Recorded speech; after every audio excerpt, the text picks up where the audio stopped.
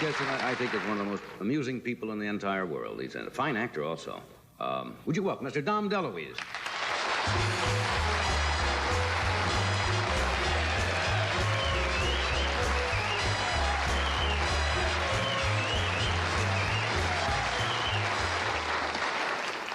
How are you? Somebody said, were you scrambling around, getting dressed or something? I'll show you. They came to my room like this. And I opened the door, they said, "You're on." And you see how composed I am? I'll show you what I looked like. When they said, "You're on," I was like this. They went, "No. I'm not." I saw this weird... I weird... waited in the back there. I saw this weird signal here when I was ready to introduce you. You know, because you do use makeup. Yes. Yeah. You have to in color television. In color television. And my jacket was off. And then Fred said, "Go out there like that, it's funny." So I undressed now, nobody's laughing. At home, my wife laughs a lot when I undress.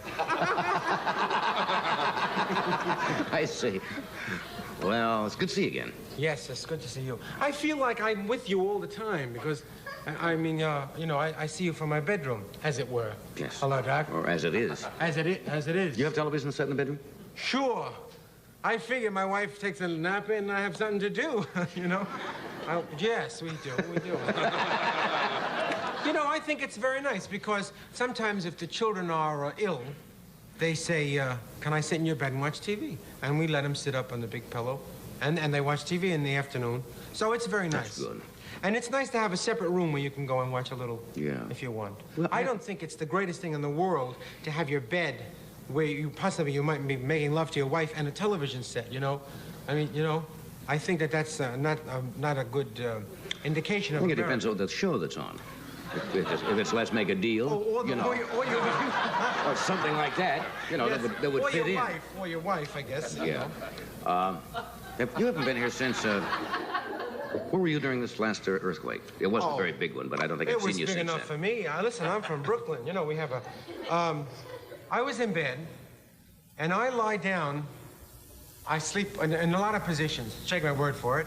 And my wife, just put your arm out like that. The first earthquake, my wife did this. She was also, she went, "Ah!"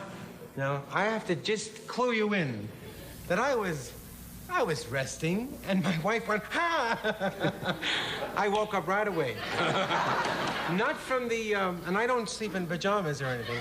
Acapella, just a shawl. And a rosebud, I suppose, over the ear, of course. So I woke up and I said, "What is it?" Because I didn't feel the shaking so much as the grabbing, And we all got up. It was 6:40, whatever it was, and I'm running around the house. Nancy is our dog. She was barking, Dogs, for some reason, can sense earthquakes, even before it happens. Right. Went into the bedroom, and Michael said, "Somebody shook my bed," he said. That was Michael. He's 3 years old. Couldn't find Peter, so I ran around. I don't know why you want to just count heads, And there he was, in the head is where he was, strangely enough. He was in the bathroom, and he said, "Daddy, I just went to the bathroom, and I flushed," and he said, "I think I did it." He was responsible. I says, "No, it wasn't you." I said, "That we all felt it everywhere, California shook a little, And he said, "No, I did it, Dad, I did it." So all through my son's life now, every time he goes like that, he's going to hold on to the wall, anticipating, the possible. When he grows up in a psychiatrist, if he ever has to go to a psychiatrist, well, to see, is there any great trauma? Yes, I flushed the toilet once. And the whole house shook. But really, And then we're not so good on our pictures. We don't keep pictures straight in our house. We have children that reach up and they touch one and there's a chain reaction. But in California, you cannot keep up with the pictures straight. Every one of my pictures it's just, and they stay like that. You just might as well leave them for the next quake. They'll straighten them around. The next quake will straighten them up. But it's, You've got 3 boys, right? 3 boys. So do I. Yeah, mine are grown. Oh, yeah, mine are not grown. And I'm very happy for you. It ain't easy. I'm so sorry, ladies and gentlemen, but you were less ready than you thought, weren't you? Jeez. Yes, you certainly were getting dressed, weren't you? I really was. That's sorry about that. You can have a girl. They always ask this question. Well, Father always wants a boy first. I don't know why. The male ego. I was thrilled with the first boy. And then everybody says you gotta have a little girl, don't they? Then I expected a girl, and we had a boy, and I was in the room when my wife gave birth to David. Mm-hmm. And I was right in there. It was really terrific because we did it naturally, you know, without any, we socked my wife, that's all. It's the only anesthetic. No, the baby came out beautifully, and she's very relaxed, and she did a terrific job. But the doctor held the legs and saw the equipment and said, "Oh, Dom," that's what he said. You know, when he saw the equipment. I was happy the baby was... A girl. A or girl. A boy. No, it was a boy. When I say equipment, I meant boy equipment.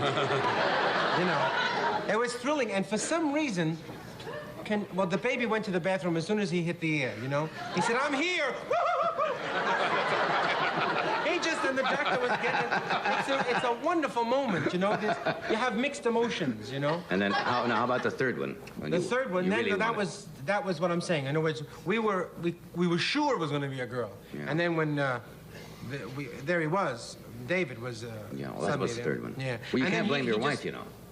No, I know I'm the one that sex does. is determined by the... Yeah, but people keep sending me things in the mail. You know, Reader's Digest had an article, you know, make sure you know, have whatever you want or whatever. I don't know. It's very hard for me to have it when my wife is 102 temperature, you know? I mean, because I'm not that, I'm a little more passionate than that, or a little more impulsive than. You know, you have to take the temperature and do it early in the cycle. It's really difficult. I understand. You know that there is a. Can you understand what I'm saying? Yes. That's to determine, I guess, the greatest degree of ovulation at that particular time of the month, and they do it by temperature. Earlier or later. I don't want to get into it. I feel it's. I don't know. I think we're just going to adopt a girl about 17, 18 years old. You know what I mean? Save a lot of time. You know, especially if she's toilet trained. That would be wonderful. Of course, mine are young now. See, mine are 6. Peter does. He's a. You've read all the books on that, though, of course. Do not force the child, you know. To go to the bathroom? Too early. They don't have to. I mean, my wife goes whenever she wants. No, I mean the children. Oh, the children. Oh, yes. No, they learn from the older one. We trained the older one a little bit. Maybe a little bit. We showed him. Here it is. There's the bathroom, you know. Lots of luck. And he got onto it. And the other boys, they just learn. You don't have to do anything except feed them a little bit. And they seem to want to do it all, the young kids. I really love my children a lot. They're a great source of joy for me. Really? Oh, that's good. I like sitting here with you boys also. But if you had your druthers, you'd rather be home with your children, wouldn't you? My son was taking a bath the other day, and my wife and I were sitting in there, and we were all... I spoke to him, and I said, "Let's talk about life, you know." And he said, "Okay." And he's 6 years old. He had just been to Disneyland, and he was very tired, but very enthusiastic. And I said, "Do you think you'll get married?" He said, "No way." I said, "Why?" He said, "Well, I just don't want to go around kissing somebody I don't know." And I said, "Well, you'll kiss them before you get married. You'll kiss the girl that you're going to marry before you..." He said, "I don't think so." He said, "I don't want that." And he just went, "Ugh," you know. But I'm sure he'll grow out of it, right? Oh, yes. Probably about 7. Yeah, about 7 or 8. That's fun, though. But you'll probably have more. I don't know. I don't know. There's so much work that I really don't know about that. There really are. See, I don't have little babies that you can pick up. I mean, you gotta brace yourself so you don't get a hernia. Hello! Yeah. All my sons are really big. I mean, David's a truck driver, you know? And he eats. Yeah. He eats, you wouldn't believe. What do you do besides go to Disneyland? For fun? Yeah. Do they like sport? Well, they're too young for I go, like, sport. one of the things we did was we swam for like 3 hours. I'm crazy about that. And my children trust me. I throw them in the water, you know.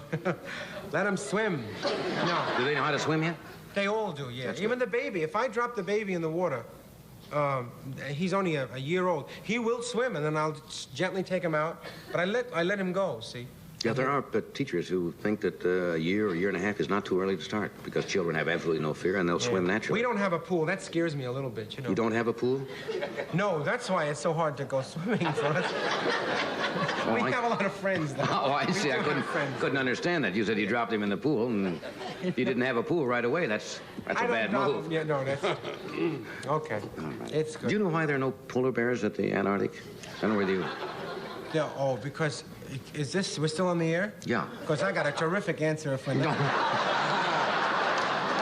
Well, you're a big help. I did not know that before, but I think there are polar bears at the Arctic Circle, but there are none at the Antarctic, which is rather interesting. Because they can't go... No, I don't know. No, I don't know either. We'll find out. Did you think I knew when I came out? No. Oh, because... I could have looked this up. I know. I thought maybe you'd have heard me back there and you'd come in with a great answer saying, well, because of the geographical so forth of the continent drift or something like that. It is. That's exactly what it is. The continent drift. That is, that gets caught in their fern. And they die off that way. You know. And they don't want to be there because between the ice. We have to do something here. It gets all stuck together. We have a gentleman who's coming out, Mr. Bruno Vegliati, with some fascinating film, underwater footage. Great stuff. Oh, that's the only way to get it. Just to get under the water, Sure. of course. Otherwise, You you try to get that underwater film without going under there, and right away you've got to hurt your nose. That's right. You know, can I say that I use that? Well, if you really use it. I certainly do use it. And my address is... You got a cold that's keeping you up tonight. Here's a word about Vicks NyQuil, nighttime cold medicine. I only...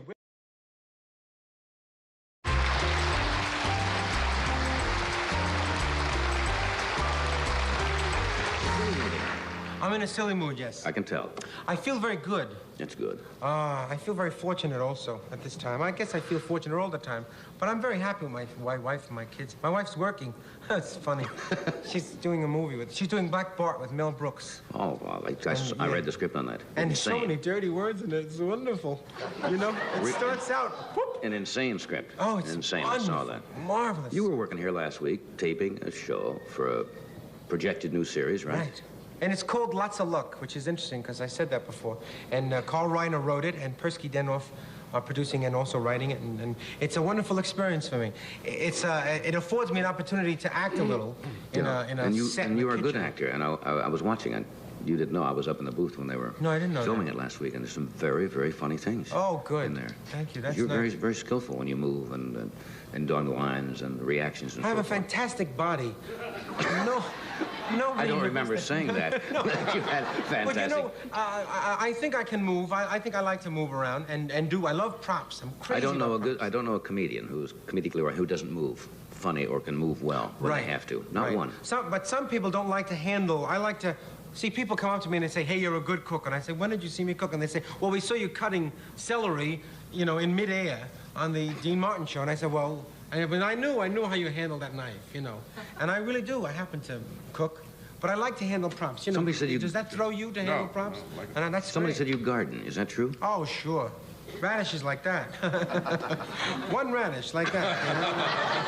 I mean, you really go out and do all that? Oh, I got tomatoes, terrific tomatoes. You ever tasted tomato from my garden? No. You know why? I haven't Because even none of tasted them a came radish. in. No, None you know of what them happened? came The in? green bug came.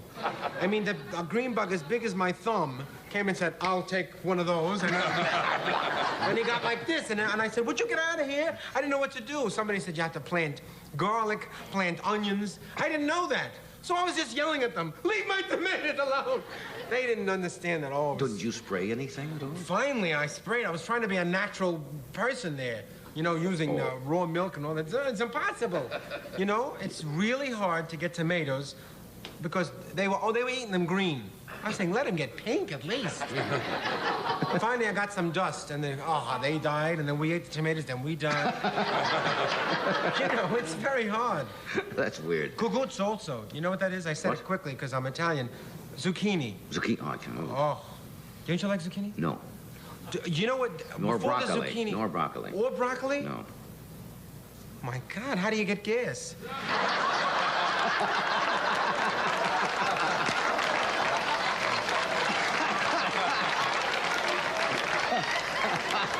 I'm crazy about vegetables. See, I love No, I like vegetables. I just don't like broccoli. I don't know. It's like liver. There are two things that liver. A lot of people I don't cannot eat. Broccoli is one of them, and liver is another. Oh. They have not yet been able to disguise liver, to hide it.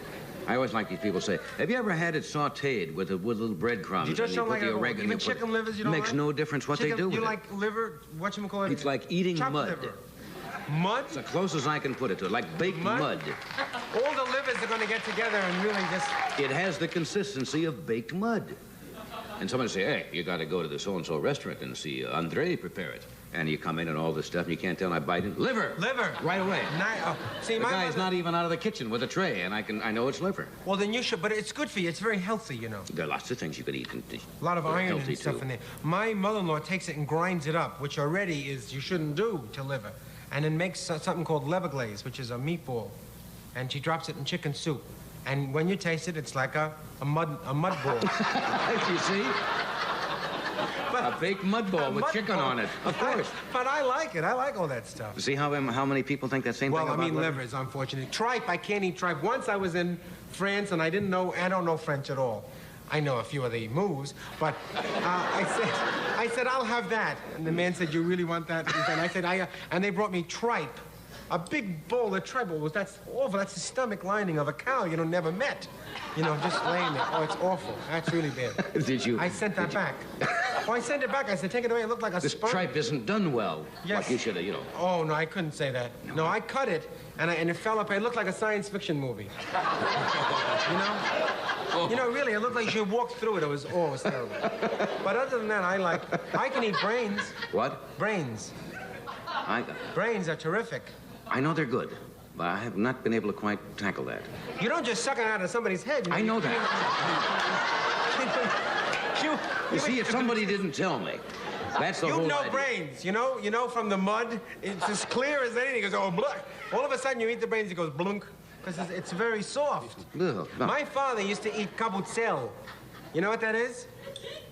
Well, kaba in Italian means head, and kabutzel means little head. And they used to kill the lamb or whatever, and then you go to the store and you say, 1 kabutzel, please, and the man would put it in a bag, and then you baste it and cook it, and right on the dish is a head. It's been skinned, and my father would just eat that, and he says, you want the cheek? And I'd say, no. And he would say, you take the pleasure from the eating, Even liver is starting to sound good. But after that. No. Liver is... No, in the New York... Wait a minute. In the New York Times cookbook, it says, kabutzel, it says, if you can stand looking at it, it might be terrific. Because you do eat tongue. I don't like to eat anything that looking at. Don't you eat tongue? A tongue sandwich. How about just a small little kiss?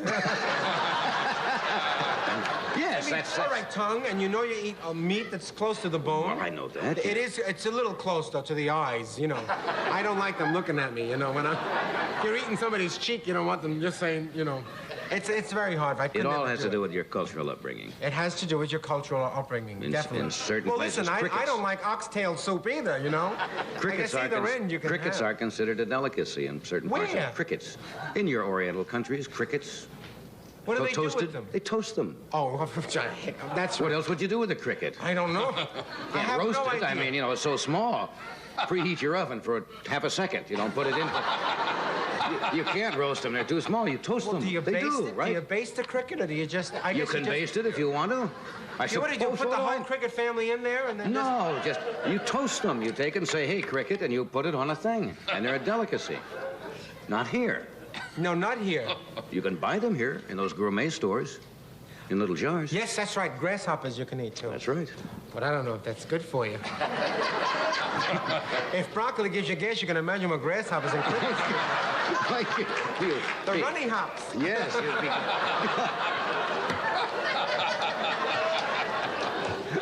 All right. Boy, that certainly killed my appetite for tonight, I want to tell you. When you're shopping for fabric, look for Arnell, the easy care fashion fabric made by Celanese.